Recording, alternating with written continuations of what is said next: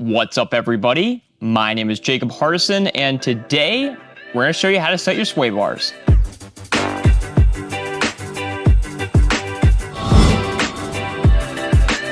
So sway bars are something that are very commonly overlooked when either building the car or swapping sway bars, in the sense of making sure that they are set properly and they're not too tight or too loose.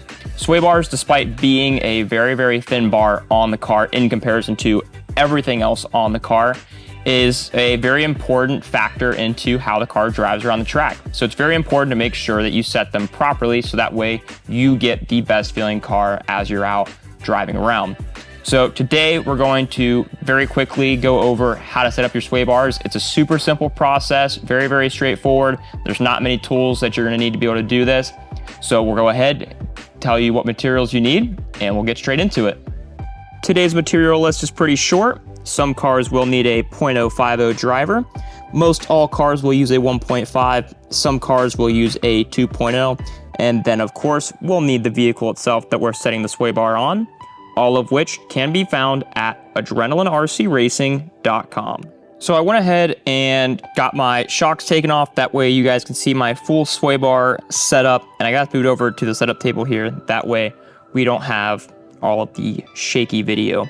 So the very first thing that I'm going to go ahead and do is I'm going to take my sway bar end links, and we're going to loosen those guys up and just pop them off. That way our sway bar is sitting totally independent of one another. Now, what I'm going to go ahead and do so that way we can start from ground zero all together is I am going to loosen my pinch bolts quite a bit. That way we are starting from a very equivalent point to one another, whether it be you're just building the car or you're swapping out the sway bar.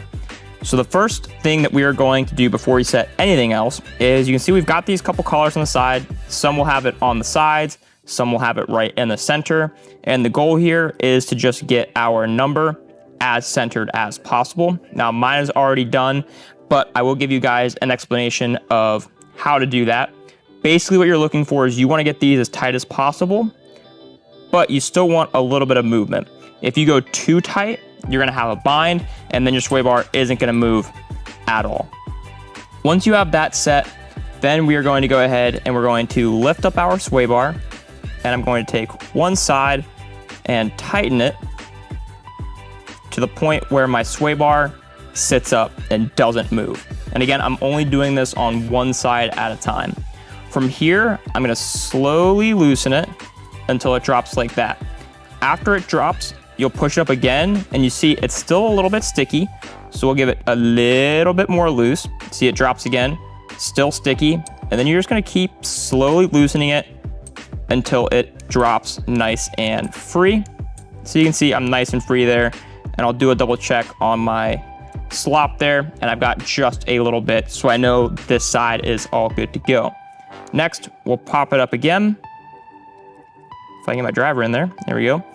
We'll tighten this side up, and it'll be the exact same process. You're gonna tighten it till it doesn't drop at all.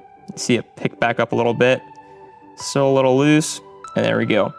So now, same process, we're gonna slowly loosen it till it drops, push it back up, and you see this time, we got it right on the first try. We're nice and free, and then I'll go ahead and just make sure that I've got a little bit of play in there. There's not much. I personally like just a little bit more, so I'm gonna give it just the teeniest little loosen, and now we are nice and free. From this point, our sway bar pinch bolts are set. Our sway bar itself is centered. So from here, all we're gonna go ahead and do is we're going to mount our sway bar end links. Now, there are tuning options with the end links for how far deep or how far out you have them. But for a base setup and for today's tutorial, my main goal is to just get this bar standing straight up and down.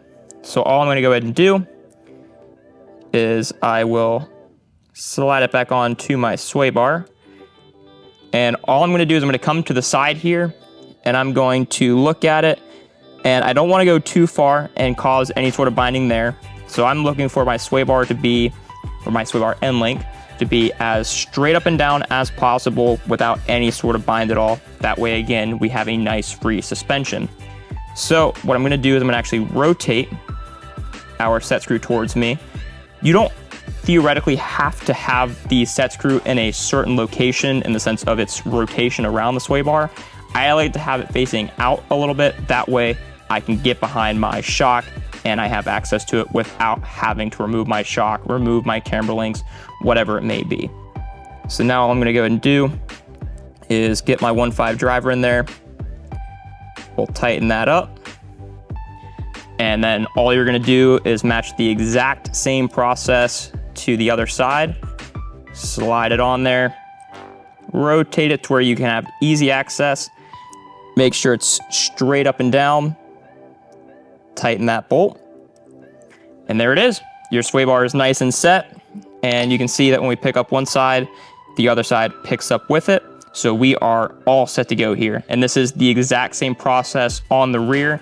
So same thing, you're going to set your collars, then you're gonna set your tension, then you're gonna set your end links. And that's all there is to it. It is that simple, that straightforward.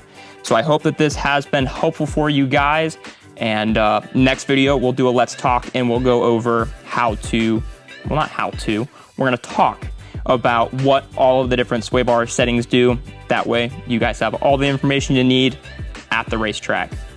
So again, I hope this has been helpful and we'll see you in the next one.